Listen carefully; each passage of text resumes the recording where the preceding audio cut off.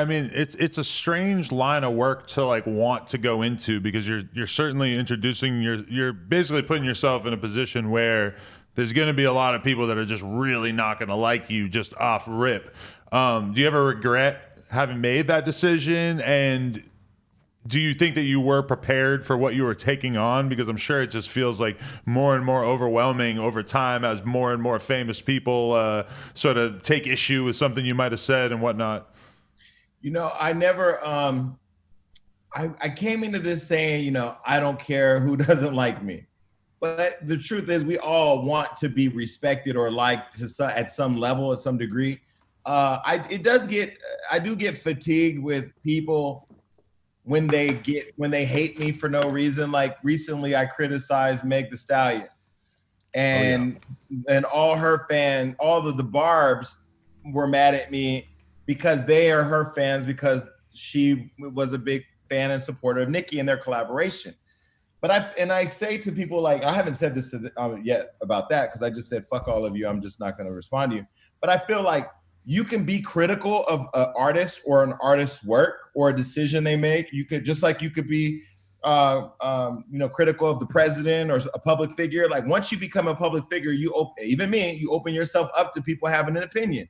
So I don't like not being liked by everybody, but at the same time, the people that like me are the people that matter to me anyway. So I don't lose sleep at night. Well, I mean, you can kind of always, like, in your position, you can always be your own sacrificial lamb. Like, if you want to make big news, all you have to do is have a big opinion. And like you saying what you said about Meg Thee Stallion, it's like you probably knew as it was coming out of your mouth that was going to be a big thing, and that you were going to get a lot of views, and people were going to be talking about you, whether it was positive or negative. Like, were you fully conscious of that, making that decision?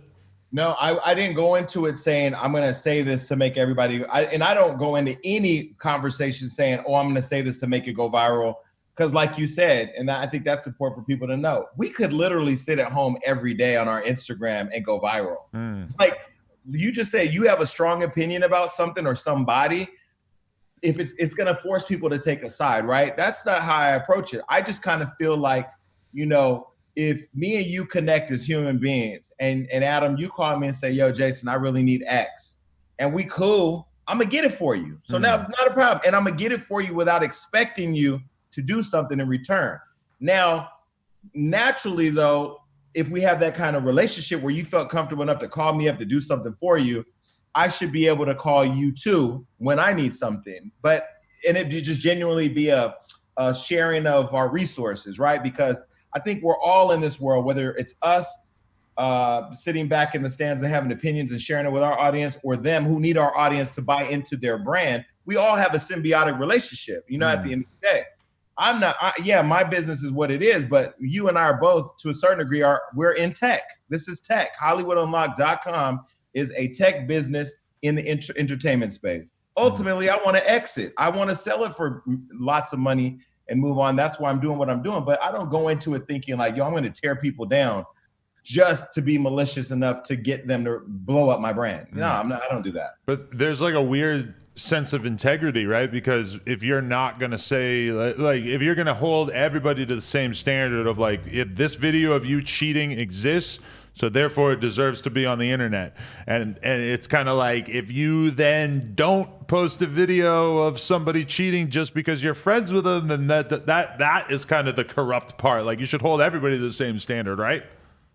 I agree. And that's why recently, my team has posted so many videos that I have gotten calls from people that I know, and I don't get calls from people that I don't know.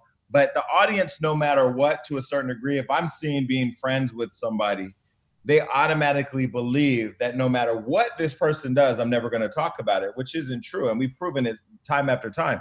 But it doesn't matter, because people will have their perceptions based on however they look at me and my brand, right? And I don't fall into the trap of focusing on what everybody wants from me, in the sense of I got to please this group or that, because you'll never please everybody. So I just do what I feel is right, and I support what I like. And sometimes people say, oh, you're being biased. Well, maybe I don't like what you want me to post. Maybe I don't like the person that you want me to post. Maybe sometimes if I post something, I may word it in a way that draws the conclusion of how I feel. Now you can debate it in the comments, but it's not going to change how I do what I do. Is there a lot of liability concerns in terms of your job, in the sense that you're worried about if you publish something that's preemptive and the evidence might not be 100%, or if you were to even be on your radio show and if you were to speculate about somebody cheating or whatever it might be, like do you have to use the word allegedly constantly, and do you feel like that's something you have to worry about as sort of the liability? No, I don't use. I use the word allegedly, but I try to stay away from gossip and try to stay focused on the facts. Right. I'll give you an example. Recently, the Vulture they published an article about the Duce Palooza event with a host who was accused of sexual misconduct or whatever. I don't know all the details. Right. And in the story, one of my writers said the Rock Nation sponsored event because Jay-Z is an owner in Duce. Right. The Rock Nation attorneys emailed me and they were like, we don't like that you put Rock Nation's name in it. And so I just forwarded to my attorney, like, handle that. And the conclusion was, okay, Rock Nation doesn't own it. Jay-Z does, but Jay-Z owns Rock Nation and they do business in Rock Nation's building. But I see you don't want to have your brand tied to it. So we'll just say a Jay-Z owned brand Duce. Done. So we have no problem like working with people to just like fix those little nuances, but we never write like when I said Iggy Azalea was pregnant, that's because somebody that was in the studio with her and Playboy Cardi told me she was pregnant. So I was like, oh yeah, the girl's pregnant. Now that she's, had her baby or whatever, and people are like, oh, no, she's had her baby. Like we already knew that. So we don't slander people, but we just, like Boosie. I don't know if you saw the other day where he was talking about having his son's dick sucked by a grown woman. Right. Like, what, you gonna sue me for that? And they can sue me and bring CPS in the room too. Now we all at the table. But did the lawyers hit you up about that? No, they haven't, but that's okay. what I'm saying. Like, they're not going to, like, if you want to, then that means we get to depose you too, and your son, and whoever. Yeah, I don't think you want to do that. So, yeah, I'm not worried about it. Yeah, it's a weird time to be Boosie because he seems very determined to not change in the face of society changing all around him. The thing I love about you and me is we understand individualism and standing for what we stand for and saying what the fuck we want in spite of what people think or whatever. But we are in a world that is really weird right now. And let me just try to break this down, right? T.I. took a lot of heat for the whole Hyman Gate, right? He wanted to make sure his daughter was a virgin. So he accompanied her to a doctor's appointment to ask the doctor, or to make sure that his daughter's hymen was still intact, right? Not that it mattered because she could still lose her virginity and keep her hymen intact. But he took hella heat from it. Boosie admitted on social media that he had a grown woman perform oral sex on his 12-year-old son and nephews, and nobody cares. And I'm sitting here perplexed, like he should be in jail. He should be investigated. He should not be played on iHeart. I've already told iHeart, do not put his songs on any of my shows. I don't want to hear it. I don't want to support it. He's a homophobic person who supports pedophilia. That's my perspective. But our culture is like, oh, that's Lil Boosie. He's funny on Instagram. You can't go after him. I'm like, what? Yeah, no, I mean, I've seen a ton of people losing their minds about it on Twitter, but yeah, I wouldn't say that the Boosie fans are the types who are really going to care about this, even though, I mean, I agree that it's a really insane thing for him to talk about so openly, but it also makes me think about the fact that, Baby, Birdman, back in, I guess, 2009 or sometime like that, like around like the peak of the Lil Wayne wave, I remember like we were watching that Lil Wayne documentary and Baby was talking about the first time that Wayne ever got his dick sucked and how he said, suck Lil Wayne, Lil Dick. And I remember like me and my friends losing our minds, fucking laughing and just not being able to believe that he was saying this on camera, talking about having a woman suck his like 13-year-old rapper homie's dick. And like, we couldn't believe it. And the fact that Boosie is now talking about it in 2020 about an even younger, his son, and then he doesn't seem to think that like this is going to negatively impact him is pretty unbelievable.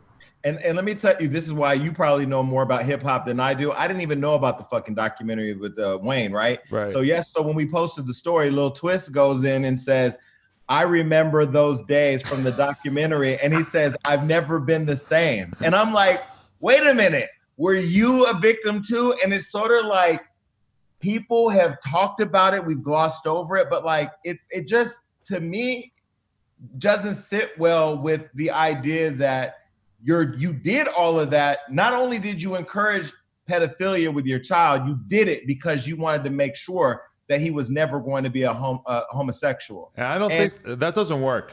I'm pretty sure. No, listen, I'm gay. I've had pussy. Hello. If I'm not the poster child for having pussy and liking dick, I don't know what to tell you. Right. But the point is that a kid is going to be a kid. I really didn't follow Boosie's thing to my cousin. My cousin Anthony calls, hey man, you got to get Boosie on your show. You're gonna be millions of views. Maybe he's great. He's funny. He's this, that. So then I started tuning into him and like paying attention to his commentary. I'm like, okay, I get the strippers. Okay. Now I really stopped fucking with him when he started fucking with Dwayne Wade and Gabrielle's kid. But then now this one, I'm like, okay, what's happening? Why are people not outraged?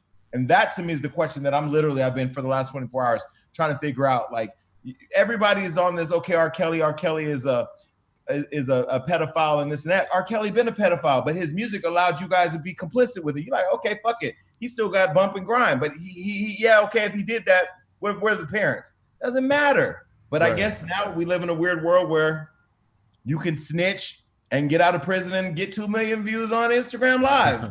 I don't know what world we live in right now. No, yeah, it's pretty crazy. I always would notice that and think that it was weird how rappers didn't really take the heat for the offensive things that they would say. Like they were somehow sort of given a pass by mainstream society. And I think we're starting to really see that break down. I think like, you know, when Offset said he didn't vibe with queers, I think that was like a big moment where it was like, oh, we're going to actually, like the culture at large is going to actually hold rappers accountable for saying homophobic shit. This is a big development.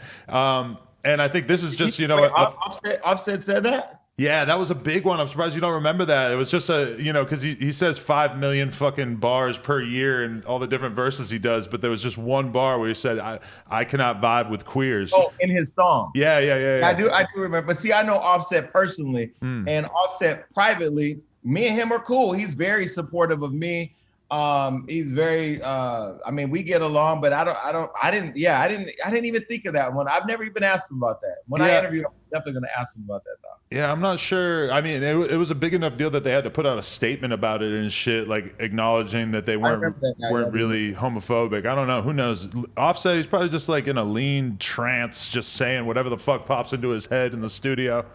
Well, and maybe his relationship with Cardi now has kind of balanced that perception out because all of her immediate glam squad are gay. You know what I mean? So she's surrounded by it. Maybe he's become a more, I don't know, understanding of the community. I don't know. I've never felt that way around him. Another classic interview in the books. If you guys enjoyed this, make sure you like, comment, and subscribe, and head on over to nojumper.com to support. Appreciate y'all.